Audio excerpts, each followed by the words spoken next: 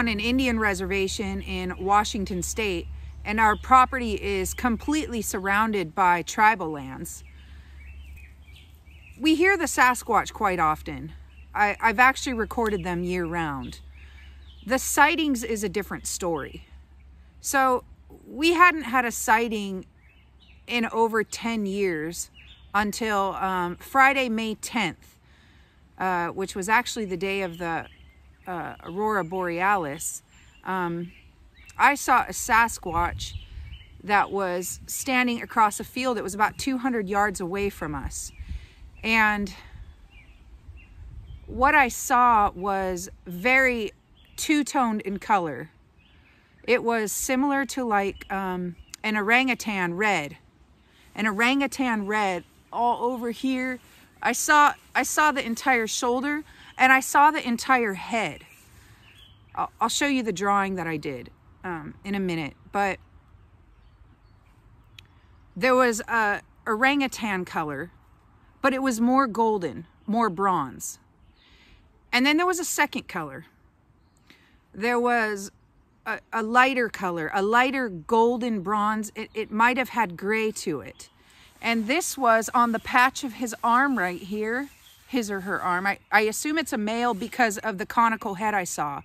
Was very conical, and the females don't appear to have very pronounced coned heads. So I saw this light patch here, and then I saw there was something on the face, something up here that was also a discoloration, this second color, this light color. I saw it briefly. Jonathan was standing over here facing me, and he was talking, and I was thinking about what he was saying, and I briefly looked up, down, and then caught what I saw and looked across the field, and just like a typical Sasquatch sighting, it was gone. Just in the blink of an eye, it was gone. I didn't see if it went right, left, or down. I have no clue which way it went, but it blew my mind. It totally blew my mind. I was kind of high on adrenaline for a couple days because of the sighting. I had seen what looked like an arm. This was over a decade ago, but I've never seen one during the day like this. I've never seen that. And I speculate that this is the same Sasquatch that I got the daylight photo of because of the discoloration. Like I said, there was some lighter thing on the head, and the one in the photo that I got, we weren't sure if that was sun glints, discoloration, or what, but because of my sighting, I think that it is a second color. I don't think that it's a bald patch. I think that it's a second color on this Sasquatch, possibly an older male that is starting to turn a little bit more gray or lighter in color. I don't know. This is all speculation. If you're unfamiliar with the daylight photo, not everyone has seen it, like our thermal video. There's a backstory behind it that has to be told, because I didn't just go to the side of my yard, see a Sasquatch, point camera, and take a picture. So the night before, there was a group of people over. Shannon LeGros was over. Our friend Kirk Brandenburg was over. There might have been a few others that were over. And to the side of our yard, about 120 feet away, there's what looks like a head popping up above this down tree. And the next day, Shannon LeGros and I are recreating the area to figure out if it was a head we saw moving up and down, or if it was a small creature on this down tree. So if you've ever looked through a thermal camera, it measures heat. It's taking a picture of the heat. The hotter it is, the brighter it is. So the trees and stones can pick up a lot of heat throughout the day and look very bright. We were trying to figure out exactly where I was standing when we recorded this thing the night before to gauge what it was. remember this is 2014, I believe. October of 2014. And so the technology then, I grab a Sony Handycam to snap a photo so that we could use the photo to line up the trees in the thermal to see exactly where we were standing. We never ended up using the Sony Handycam photo. The creature in the thermal ended up being something small on this down tree. Almost a year later, I'm clearing SD cards to clear space for audio. I was recording audio every night then, and I needed more space.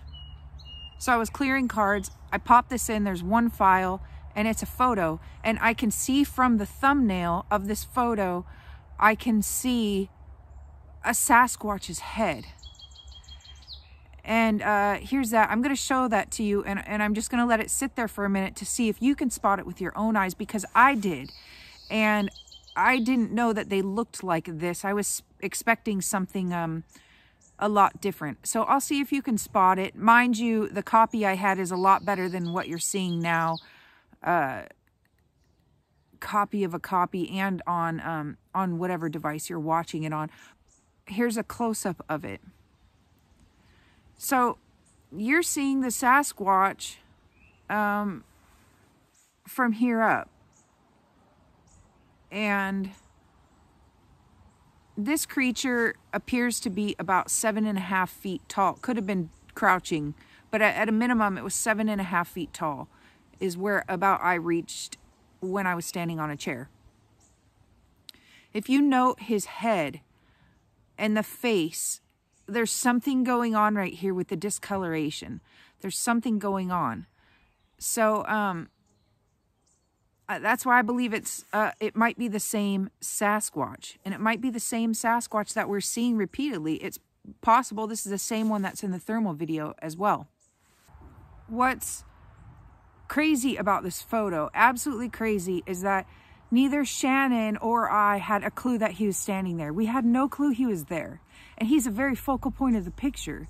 That is where the creature was standing the night before this photo was taken. That's where the creature in the video was taken. So, neither of us knew he was there. He was that still. He was that patient. He was that whatever he had to be to stand there. And for two people that were focusing on that area, we didn't see him.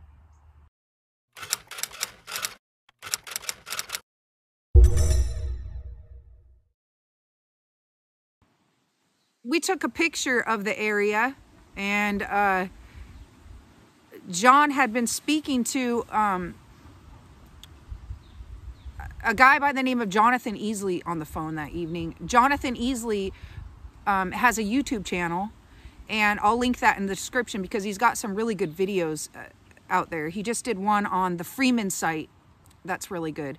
But what Jonathan Easley did is he took the overlay that I made, the drawing that I made, and he overlaid it onto the area where I saw the Sasquatch. So here's that. Now, when Jonathan walked over to the area, we don't know if so the area where he was standing is kind of a slight incline. And we don't know how far up or down he was standing, but when Jonathan was over there, it was easily 2 feet taller than Jonathan, and John's 6 feet. So this was a very large Sasquatch. The one in the photo, the daylight photo that I got, was standing at about 7.5 feet. I don't know if he was crouched a little bit or what, but the one that I saw 2.5 weeks ago appears to be around the same height, between 7.5 and 8 feet tall. So I think that it's possibly the same male. We're going to be camping down in this area with a group of people this weekend. We're going to be camping down in the area where we saw the Sasquatch, and also where a lot of activity has occurred over the years. There's a lot of different stories from down there, and a lot of people that have come out here have encountered had their own encounters down there. Shane Corson was over one time with Jonathan, and they went walking down there, and they smelled the worst foul smell of like garbage and sewer. And so Shane grabbed his thermal camera out and was scanning the tree line where I saw the Sasquatch, and he saw a head, you know, bouncing back and forth from out the tree line. And this was followed by large items, possibly boulders, being thrown into the creek that's right down there. Also, about a year and a half ago, Jonathan and I were sitting outside when we heard what sounded like a Sasquatch clearing its throat. So we're going to be camping down in the area where I had my sighting.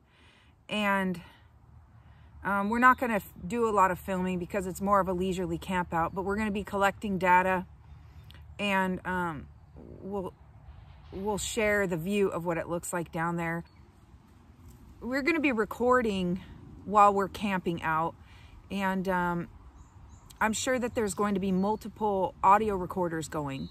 So if we find anything recorded, we'll also share that in the near future after everyone reviews their audio. So another thing that I would like to mention is a report that occurred about a month before my sighting.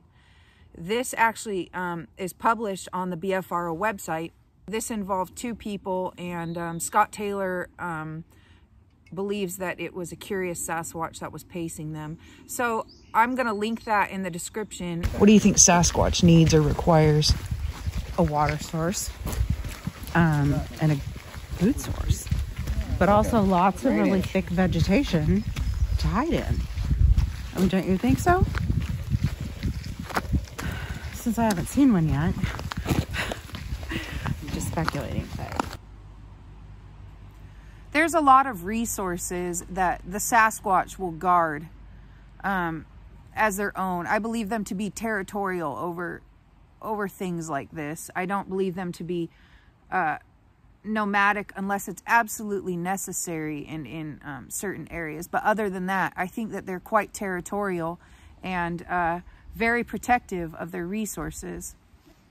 I've said in another video that I personally think that the most important resource to them is water, running water, and even more so spring water, because of its healing benefits and its alkalinity and its minerals that are in there.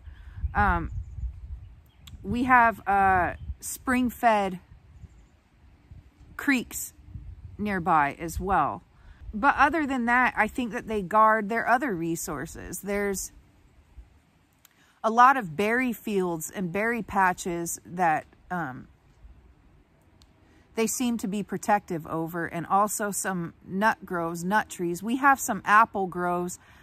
I don't know how long they are, how old they are, but they're very old. We have very large apple trees here on the reservation.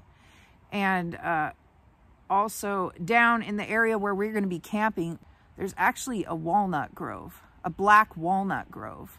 So this whole area is pretty much tucked back in here, sandwiched right up against the river system passing through the area. So the salmon and other fish are using this pathway. And the ungulates really hang out really close back in here. This large meadow area expands up through here. And so it's just a really great habitat for animals to kind of congregate and funnel away from human activity. And this entire area, as you can see, is just all, seems to be black walnut. And it's just, there's several, at least 60 acres, if not more, of just black walnut here. And it's an amazing food resource. It's loaded with your omega oils, high protein, high fat content. It's just an amazing type. If I was a large hominid, this is the kind of area I'd hang out in, especially in the winter months when it's cold and calories are difficult to locate without expending too much energy.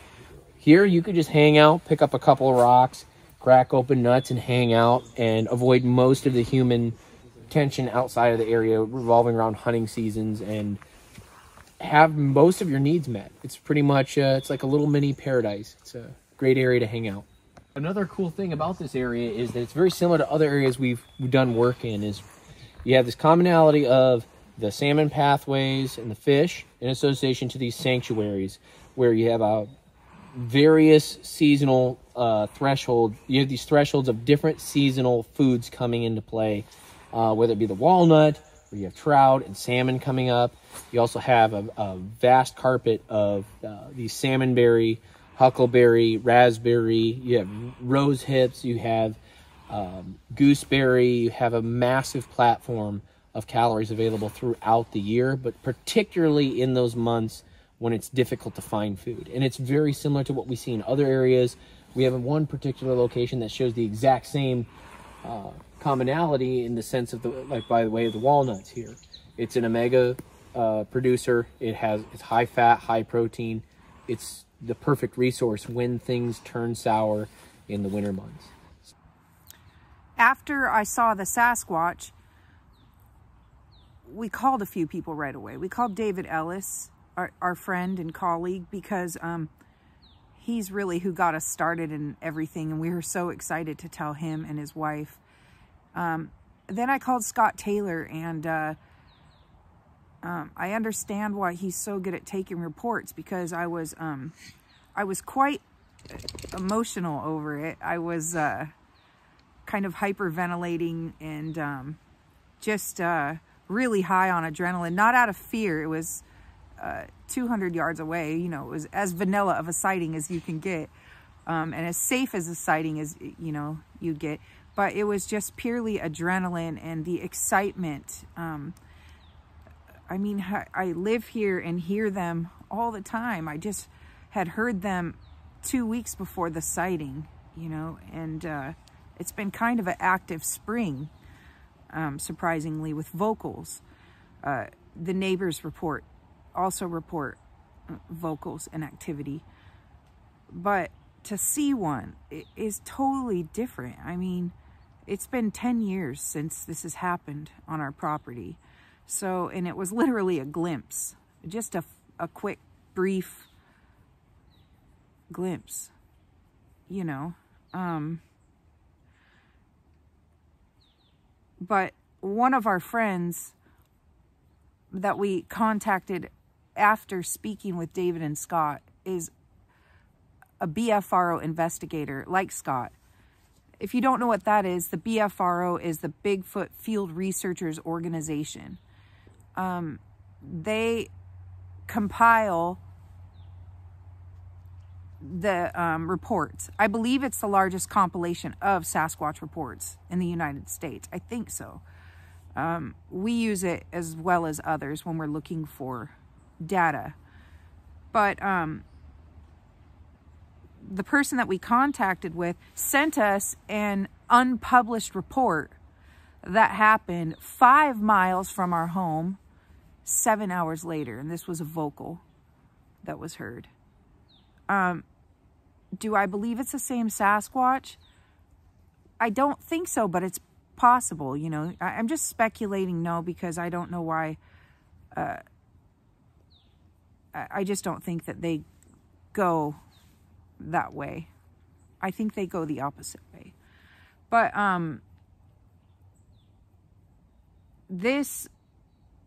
it's possible, because 5 miles is not a very big distance to cover as a Sasquatch. So it's possible that it's the same. It's also possible that moon phases and such, and things like solar flares, geomagnetic storms, do have an effect on all things, including wildlife. So we were having the geomagnetic storm that day, the Aurora Borealis, which we saw that same evening. But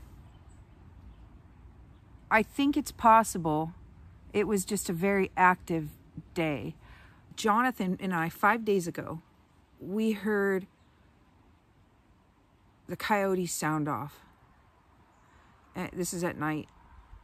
We hear the coyotes sound off, and at the very end of them sounding off, I'm not sure if this is what caused them to stop sounding off. I don't know, but something started in a different direction than them. And it sounded like, ooh, ooh. It did this like 6 or 7 times, but it was a lot louder than what I'm doing and deeper than what I can do. Louder and deeper. It was so loud that a loud car was driving by at one point during one of the vocals, and you could still hear it over the loud car. So this was a really loud vocal. Our guests leave after camping Memorial Day weekend down at the creek. Our guests leave on Monday. Tuesday evening, Jonathan and I are outside talking, and we hear from the area close to where I saw my sighting, about 200 yards away from us, we hear the first part of the vocal we'd heard 5 days ago, the ooh, and it did it 2 times. And Jonathan and I both thought that it was a Sasquatch both days. So we both thought it was a Sasquatch. When we first got into Bigfoot, we thought everything was a Bigfoot because we didn't know the forest. You know, you've got to learn all of the sounds. You've got to learn, like, owls can make some crazy sounds. Just 2 days ago, my youngest daughter and I, we heard a barred owl up in the tree, and it sounded like a freaking monkey. It sounded like a monkey. So you have to learn the sounds. Even cows can make crazy noises too. But Jonathan and I both thought that that was a Sasquatch that we heard. Both those vocals. They vocalize quite often. And I didn't record for many years, so I'm glad to be doing it again because that's what paints the picture. Most of the picture happens at night. So you got to capture that. If you want to know, this is how you learn patterns. This is how you learn how many individuals you're working with. This is how you learn which areas they favor. This is how you learn how far they go, what months they're here. It's the only way, because otherwise you're going to get a sighting every decade, a glimpse every decade. You know? So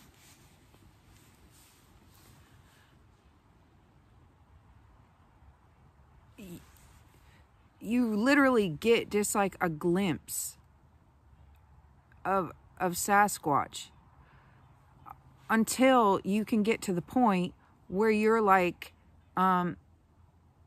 these people who they have become so routine to these Sasquatch that they're a little bit less hidden around these people. I met an older man at Squatch Fest this year in Washington State. And I spoke for him for over an hour. And he had them on his property for a very long time. And he saw them. He said the male showed himself first, but he eventually saw the female, eventually saw the young one, but never together.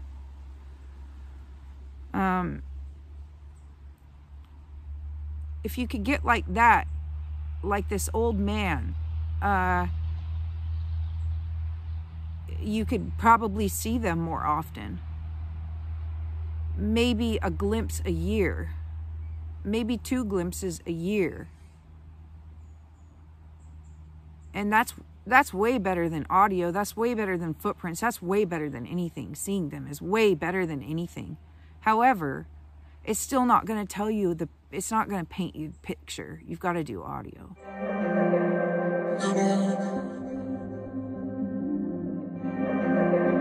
Hello.